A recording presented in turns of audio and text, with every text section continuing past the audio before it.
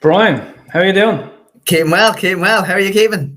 I'm great, yeah, really good, flying about the place. But I yeah, heard, I really good. heard. Congrats on this morning. Tell us a bit about that.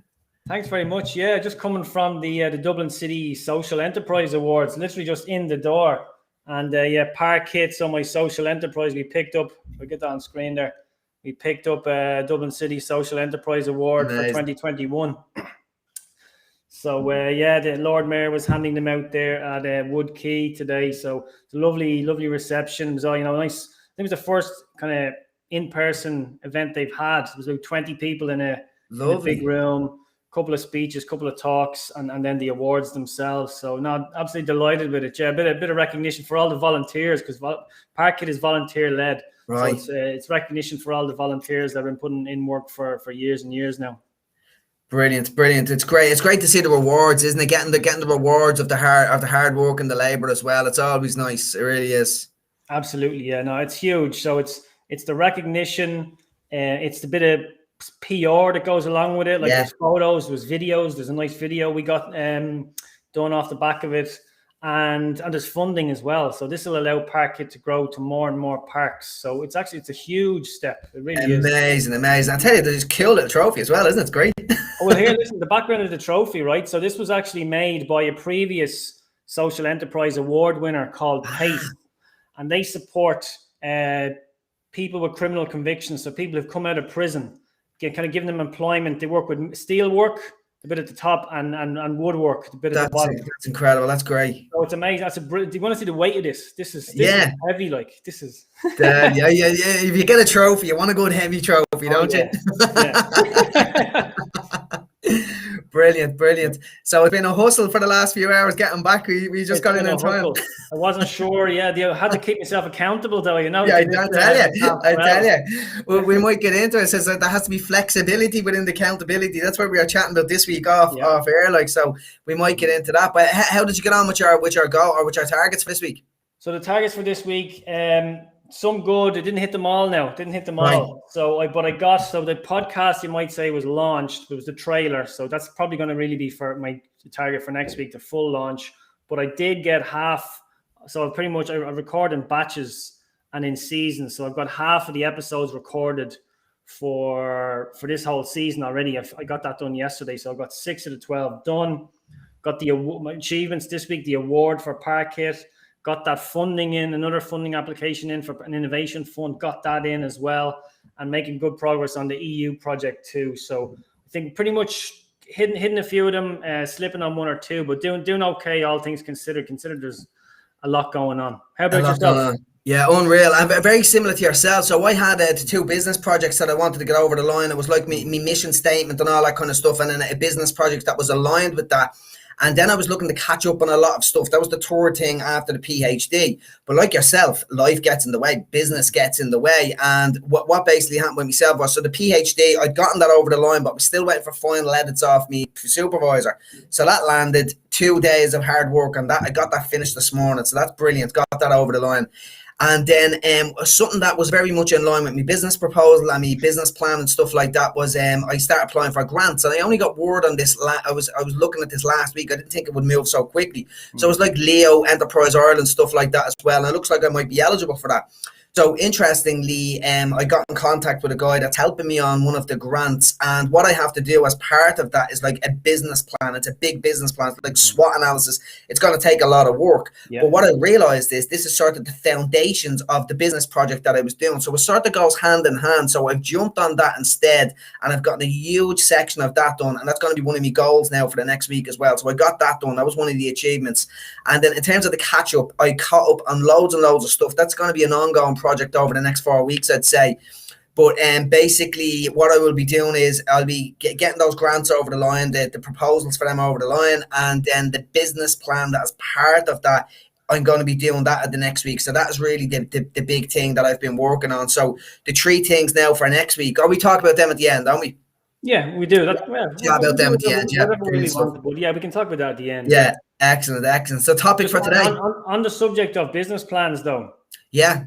Interesting. Well, I don't know if it's interesting or not, but I went, when I was first setting up my business, kind of the work well community business, if you like, I went through, I don't know how many business plans I went through, 3 or 4. and I kept, updating it and looking at the business model and all this stuff. Like, I must go back and look at them now because they're complete works of fiction. Like, and not one of them is what my business is like today. Yeah. So I think they're excellent planning tools and really good just to focus the mind on things. But I wouldn't be like, if a business professional or a sales professional had looked at my business plans and what I was doing business wise, they would have told me to forget about it. Yeah. What I was doing, it wasn't really translating into a business model. So they're really useful planning tools. And if you can nail them, fantastic. But they're just, don't beat yourself up if you can't just find that exact model or structure for your business. Reach out, talk to people, find a community of people, and get feedback on what you're doing. And your business plan will change over time anyway. Yeah, and it's back to that flexibility and ability to pivot. Like you need a starting point, but don't get stuck on that starting point. So even now, I'm noticing mine's changing over the last 2 weeks, and God knows what it'll be like in 1 or 2 years. It reminds me of writing books or writing blogs. Like, you start with a plan in mind. It's Stephen Covey's one of his top rules: start with an end goal in mind. But it mightn't be the direction you go in. You just need a start, but don't get too caught up in the details of that, I don't think. Yeah, that makes sense. I'm playing around with the functionality here. Sorry. not about it. So for the topic of today, Brian, do you want to kick off on that? Yeah. So we're going to talk about routines, weren't we? Well, more so going back to the workplace. Then routines will be a part of that. Yeah, because I think that because of what's going on this week, September 20th was a big day, certainly in Ireland, for a lot of companies, a lot of organizations were welcoming people back to the workplace. So I guess for a lot of people, it was just a change to their routine, what was going on. And I mean, I'm working a good bit on this for the Workwell business. A lot of companies asking the questions like, are we going back hybrid? What does that look like? Is it a couple of days at home? Is it 2 or 3 days in the office, or vice versa? Or are we being flexible? So all those questions are out there at the moment. I think what we're seeing is, or what I hope we will see, is a trial period with companies to see what works and what doesn't. Some companies are kind of dictating already, we're doing this. It's definite 2 days at home. It's 3 days in the office. I don't know how companies can know what will work and what won't at this stage, because we haven't done this before. This is brand new. I think back to flexibility. Flexibility is key here. Use a full year to see what's working for your business and what's not, and listen to your people, get feedback, get constant feedback, and see what works for your team, for your people, in terms of productivity, in terms of innovation, all that kind of stuff. But don't be set in your ways. No need to have a rigid policy in place from this week onwards, I would say. Yeah, 100%. And the flexibility thing is key. And it's like our business plan. Like, you can start with a goal in mind, like, this is what we want to do, but you've got to pivot on that as well. And it's interesting as well. I was really interested in this, Brian, because we were doing this talk. I says, right, what are people actually feeling? So I've done a bit of research on this, social media research, sent something out to me newsletter as well. And generally speaking, there was a lot of different things, but what people were really struggling with, the concerns they were worried about, was the commute was a big thing. And I thought that was interesting, because it's like, it seems paradoxical. Like, it's like people fear change, but now they fear changing back to where they were in the first place. So the commute was a big one, but it makes sense as well, because if you haven't been commuting, you've gotten a sense of what it's actually like not having to commute. So that was one of the big ones that came up. Coping with structure when they're not used to it. So they've had a lot of freedom around that. Telling people, that was an interesting one. I came up a couple of times, telling people about what they've done during their COVID life. Because I'm sure, like, people looking on Instagram and social media, you see people out jogging all the time and getting the highlight reel. So it's going, what happened? And you don't want to be lying if you didn't really get up that much, or you feel under pressure that you should have been making banana cakes and doing all this kind of stuff during COVID. You didn't write a couple of novels. And people are struggling with that as well. Going back to a toxic environment came up several times as well. So it's like, again, it's like, don't like the commute, don't like toxic environment. You've been away from that, and now it's going back to those kinds of challenges. And then specific COVID stuff was like, right, who was vaccinated? There was someone called it the elephant in the room. So they would say, who is vaccinated and who is not vaccinated. Then working with people that don't care about social distancing and wearing masks, and then people not respecting boundaries and personal space. Like, so someone coming up to you that may not be vaccinated, may not be wearing a mask, may not social distance, and then they're coming into your space, because, like, people aren't mean or malicious in certain ways. So psychology behind that, when you're back to work and you're back in the old environment, all of a sudden you just start behaving in them old ways again. So these are the biggest fears that people are coming up with. It's interesting. That was Claire there. I would kill for the commute again. It's the diversity within this. People are so different, and I love me commute because I listen to podcasts. It's a reset button for me. It's like a contextual switch to go on and off, work mode, life mode. So it's just different things for different people, and this is the big struggles that companies are going to be dealing with.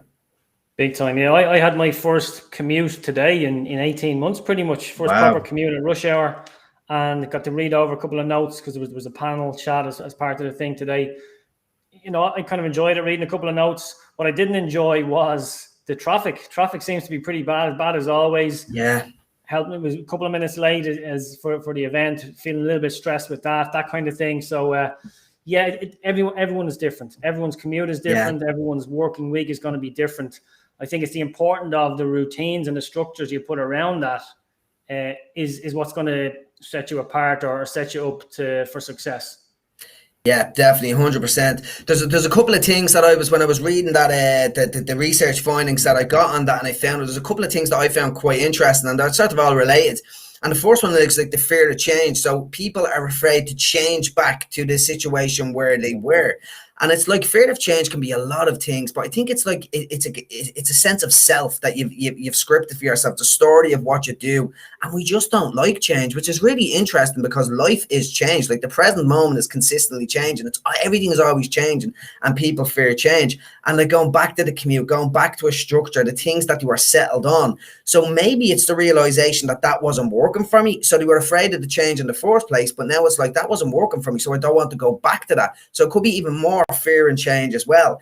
So something else I was thinking on this as well before we jump into the routine stuff is like, I think one of the most important things you can do if you're struggling with any of these things, and you hear about a lot of people speaking about this very, very often, but it's focusing on what you can control. And it basically comes down to, I always think you've primarily three choices in any situation that you don't like. It's either accept it. So it could be the commute. You're stuck in traffic. Accept it, right? I'm stuck in traffic. This is what it is. You could change it. You could drive back home and say take a sick day. You could pull into a coffee shop, wait for the traffic to go. You can change the situation. But what most people do is they resist reality. Like they'll sit in the traffic giving out about it, or whatever the change is, going back to a toxic environment that will ruin the other elements of their lives. So it's like a weed grown in the garden that's poisoning the rest of the garden. But if you focus on what you can control and either change it and accept it, the only thing you shouldn't do is resist, like negotiate with yourself and resist reality in your own mind. So back up to some of those things, like with the commute, you either change your commute, you accept the commute, you could change jobs. It's extreme, but you could do that. You could talk to the bosses about working at home, but the only thing you shouldn't do is really go in and fight with your own mind and let yourself get overwhelmed by the commute every single day. Like it's absolute madness, and most people do it, you know. So I think focusing on what you can control is really, really crucial. Yeah, I love that. It's taken me a while to get to that place to focus on what you can control. I think it's Viktor Frankl talks about that, doesn't he? In For Meaning, like it's all the things that were done to him. The one thing he could control was his reaction to what happened. He mastered his inner mind. Yeah, unreal. Exactly. Unbelievable stuff, and that gives you so much perspective. Like, especially my commute today. Like I could have got up a little bit. Well, actually, I went to the gym first, so my own fault for trying to squeeze everything in. But I could have skipped the gym this morning.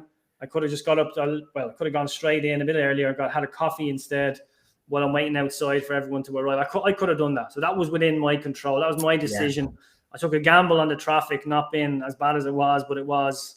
But it's my control. I didn't get too upset about it. I knew I had a little bit of wiggle room to a couple of minutes to be late. But yeah, I love that idea of, being in control of what you can control and not letting the other things affect you, overwhelm you, impact you in any way, or at least work on it. It's a work in progress because it's hard to do. It's very difficult to do, and it's like I obviously I practice this a lot. It's one of the biggest practices in my life. But when you have histories with people, whether it's work colleagues, especially in a toxic environment, I have a history with them as well. It just hits you in a visceral way, and the emotions just come up. But it's just a realization that no matter what happens in the outside world, you do have control over your response to the situation. Like, even if the emotions come up and you feel that visceral response and you get angry, you don't have to explode or say something. You can catch that. And again, we're back to Viktor Frankl. He talks about the space between the stimulus and the response. And it's that space. It's within that space between the stimulus, what happens, and your response to the situation. That's where change happens. That's really what it's all about. Yeah. And really in trying to increase that space, if you can, through various meditation and stuff like that, is really works well too. Yeah, I love that. Yeah, how you react or how you respond to the situation, you can always control that. That's empowering. And when you realize that you're always in control of how you react and how you respond. Always. Yeah.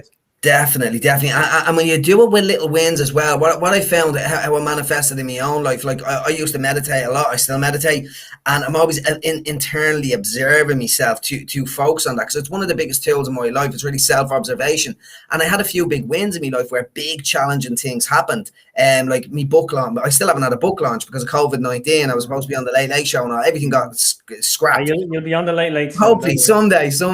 But the PhD was just ruined, and I remember just recognizing that, like, it hurt. It was like, oh, you feel it in the body straight away, but it's like, right, I can't do anything about that. What can I do? And that's the response to the situation. Now, mind you, I don't always do that when it comes to family and stuff like that. I react and I'm like, oh, why didn't I catch that? But here, we're all human.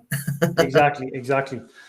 So listen, you do an awful lot of work with routines, and particularly morning routines is a strong point of yours.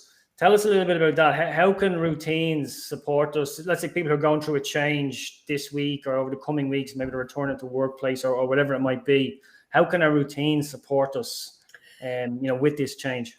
Yeah, and there's a couple of things. And what a routine is, it's sort of good habits. Good habits create good routines. And like, what if you think of, let's say, a bad day, waking up on a bad day, you stayed up late, you're waking up, you're pressing the snooze button, you get up, you haven't got much time, you haven't got time for a shower, you just grab a coffee on the way out, you feel disheveled or whatever like that. You're just not feeling good about yourself. You go into work.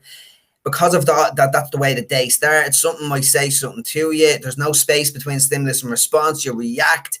You respond to their reaction to your reaction of that. And it could just set you up for a bad day. Mm-hmm. And one of the things I talk about a lot is around morning routines and setting yourself up for the day. And morning routines are really potent because they basically set your intentions for the day. They prime you for the day ahead, and when you start off on the right foot, it really does have a spiraling effect on the rest of your day.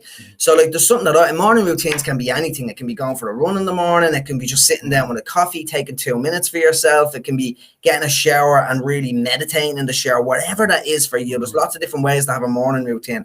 Personally, for me, I like to practice gratitude and visualization. They're my two big ones, because gratitude is just sort of and they're grounded in neuroscience. That's what I love as well. Like, when you visualize your dreams or visualize your goals, you're actually activating neural circuits in your brain around the dopamine response, and are actually changing the physiology of your brain, which change how you feel, change how you act. So from a scientific perspective, you're changing how you start the day, setting your intentions for the day.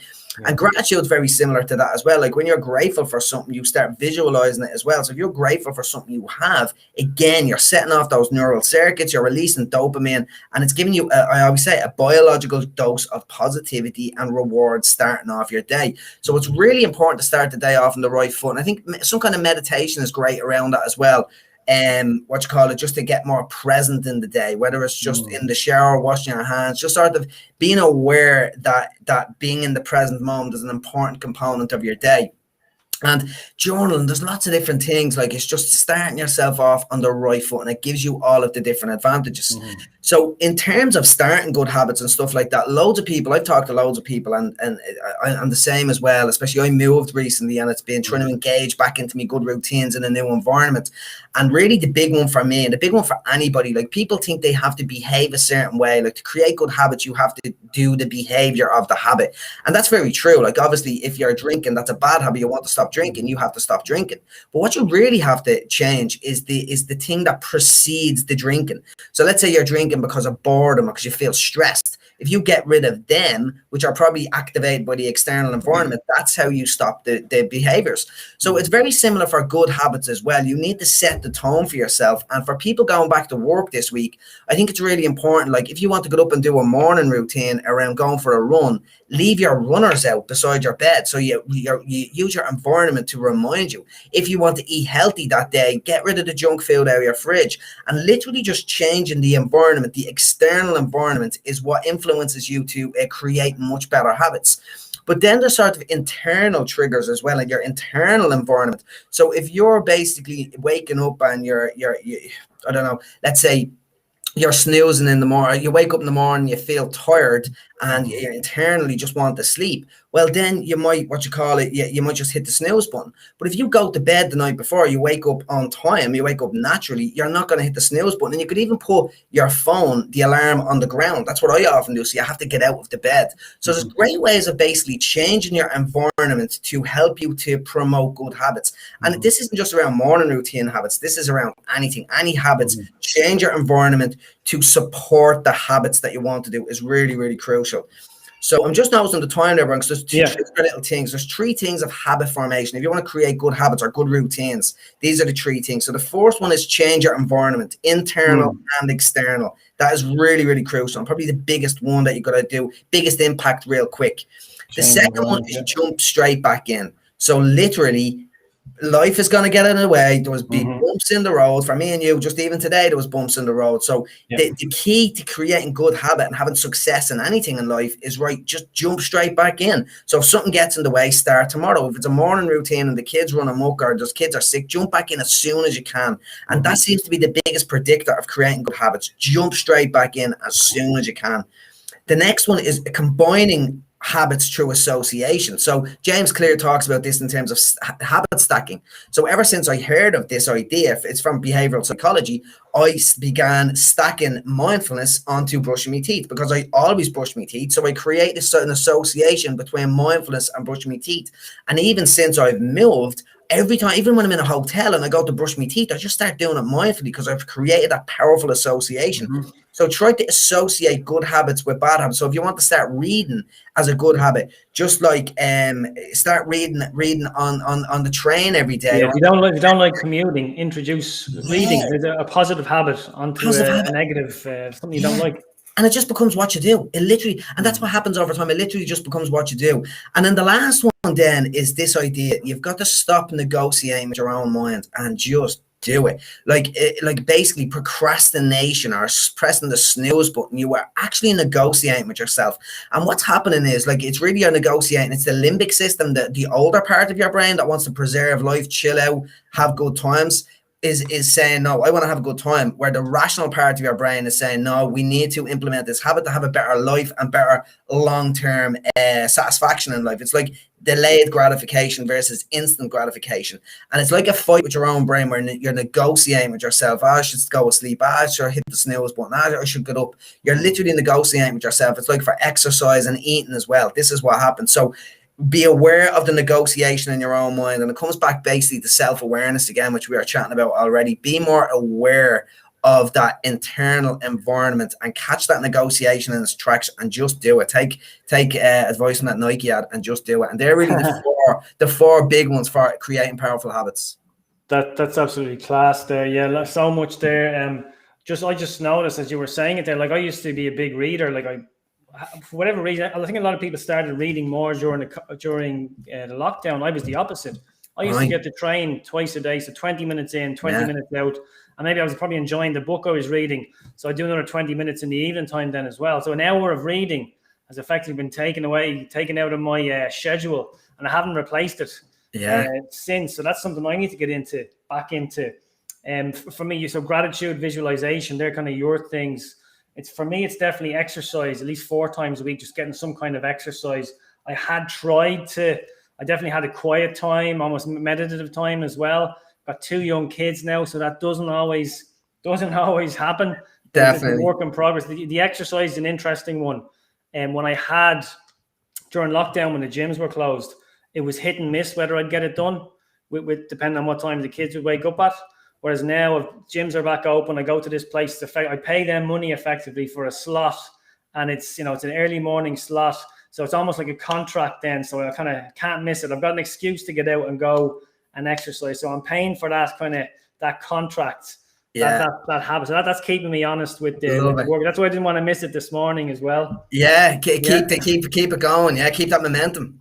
Yeah. And come here, do you know the final thing then is, I think we said this, I spoke to you about this the last time. I don't know if it's changed since, but you haven't read The Miracle Morning, have you? Hal Elrod. No, Hal Elrod. I still haven't read it. Yeah. There's a lot of what you're talking about there he covers in that. And it's nothing groundbreaking. Like, it's a lot of what you're talking about. There's 6 kind of habits, and it's exercises in there, meditation is in there, journaling is in there, gratitude is in there. I can't remember the others. Like, it's a good book, but it's pretty much covering what you're saying there, just the importance of the morning routine effectively, and how I think David Gillick sums it up nicely. Is kind of win the morning. If you can win the morning, like, that sets you up so much for the day. Like, I feel if I've missed something in the morning, my exercise, I kind of feel it hanging over me all day. It feels like I haven't got off to the good start. It feels like I'm chasing myself all day. But if I get off to that good start, get it done, get the kids to school, take care of all that, I'm just set up for the day, and I just feel so much more productive already. Yeah, it's something I always remember as well. Like, motion drives emotion. Change your physiology and you change how you feel and think. It really is. Exercise is critical, definitely. Yeah. We're coming up to the hour. We're coming up to time. So what's your three things to stay accountable for this week? My three. Well, I was completely unprepared today, which I think is a good thing. Completely unscripted, which is the way it should be. So I've just scribbled down. I want to finish that EU project, at least the content for it. We're nearly there. So I want to finish that this week. I'll be launching episode 1 of the podcast. I want to give that a really good promotion on Monday. That's with an Australian guy, really a thought leader in the area of psychological health and well-being. That's coming out on Monday morning. I want to give that a good promotion. And then the third one, I'm not too sure. I think it's working on keep the funding application going, because I've got another 10 days for that. So maybe get the Park Kit, the Innovation Fund, really to almost pretty much to version 1.0 and get that ready for submission. That's my 3. Excellent. Yeah, brilliant. I think the 3 for me this week, so one of them is the one that I had last week, is that corporate course that I'm designing. So I'm going to get that finished because the other things are out of the way. The other one is the business plan, the bigger business plans part of the grant that is going to inform the other plans that I had for last week as well. So they're the two big ones. And then I started a new video series as well, which I'm going to share in my newsletter once a week. So I want to get a couple of them videos up and running. I'll probably do a few in a row to get them ready. So they're the 3 big ones really for this week. Excellent. Brilliant. So what's the video thing like? Is that going to be some kind of a series or what? Yeah, so I just wanted to introduce something to my newsletter. So it's going to be videos. It's basically going to be tools, strategies, theories from disciplines of psychology, neuroscience, and personal growth and leadership and stuff like that, just to help people live more fulfilled and healthy lives. So I'm going to it's going to be the intersection of science and personal growth, and I'm going to talk about theories, 1 a week. The one I want to do for tomorrow's newsletter is around, it's part of my PhD. It's looking at emotional discomfort and how we end up in problematic behaviors, including alcohol misuse, from emotional discomfort like stress and anxiety. But if you act with awareness, the research shows that you won't engage in them behaviors. So that's the first one I'm doing this week. So just that intersection between science and real life. Fantastic. So videos, are you still doing that? Are you still writing? Because you got a lot of great articles up on Medium. I haven't got back into the writing yet. That's another big, that's one of my long-term plans. Of the podcast plan, the writing plan, just lots of boxes to tick before I get there. Can't wait to get back writing though. Definitely. Brilliant. Well, that's for, we'll talk about all that in future episodes, because you've done brilliant work on Medium there. Really interesting stuff, and even generated some revenue from that. So some great revenue. Yeah, a couple of friends of mine, guy was invited to a Medium writers group, and a couple of friends, 10 grand a month on Medium alone. There's some serious money to be made on Medium. Now I wasn't earning that, but at the peak I was getting some really good money from Medium, just writing blogs. If you have the tools of what Medium are actually looking for. So we'll definitely do a series on that some week. Yep, sounds great. Excellent. Great to catch up, Brian, as always. You too, Brian. Listen, have a brilliant week ahead. You too. Super stuff. Chat to you later. Take care. Thanks, everyone. Bye-bye. Take care. Thanks, everyone.